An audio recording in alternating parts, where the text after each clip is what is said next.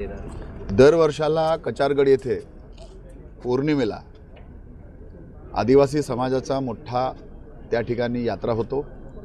पाहंदी पारिक उपारलिंगो यांच्या दर्शनासाठी लाखोच्या संख्येने देशातील प्रत्येक राज्यातून त्या ठिकाणी आदिवासी बांधव आणि इतर बांधव देखील येतात।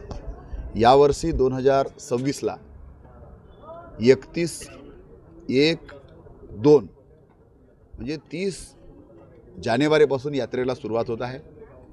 या यात्रेमध्ये केंद्राचे केंद्रीय राज्यमंत्री आदरणीय दुर्गादासजी उईके, महाराष्ट्र राज्याचे आदिवासी मंत्री आदरणीय डॉक्टर अशोकजी उईके, गोंदिया जिल्ह्याचे पालकमंत्री आदरणीय इंद्रजीलजी नाईक आणि भंडारा जिल्ह्याचे पालकमंत्री आदरणीय डॉक्टर पंकजी भोयर आणि आदिवासी समाजाचे 25 आमदारांना त्या ठिकाणी निमंत्रित करण्यात आलेला आहे। या कचारगडच्या यात्रेमध्ये यात्रेकरूंना कुठल्याच प्रकारची अडचण होऊ नये याच्यासाठी शासन प्रशासन आपल्या स्तरावरून योग्य ते परीने प्रयत्न करत आहे।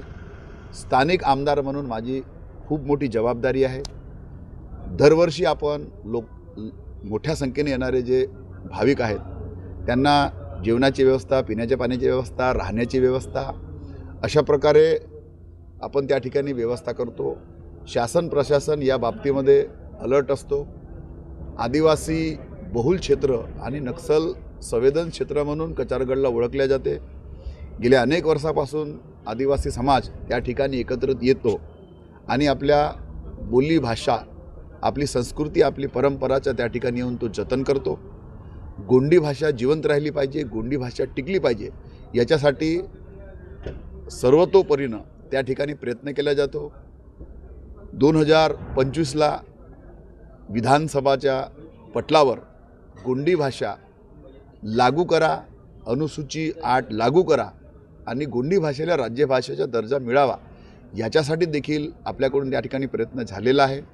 निश्चितच जे आपण या विभागासाठी, या समाजासाठी करू शकतो ते शासन लेवलवरून करण्याचा प्रयत्न सुरू आहे।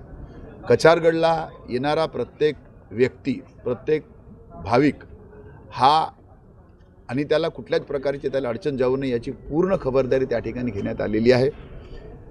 दरवर्षी त्या ठिकाणी शासन प्रशासन काही ना काही कचारगडच्या विकासासाठी करतो आहे।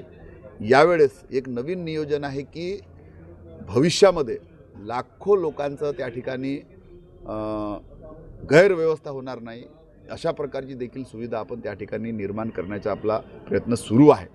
आज आदिवासी समाजाची संस्कृती, त्याची बोलीभाषा, त्याचे रीतिरिवाज, परंपरा टिकून राहिला पाहिजे याच्यासाठी पूर्ण स्तरावरून त्या ठिकाणी प्रयत्न सुरू आहे।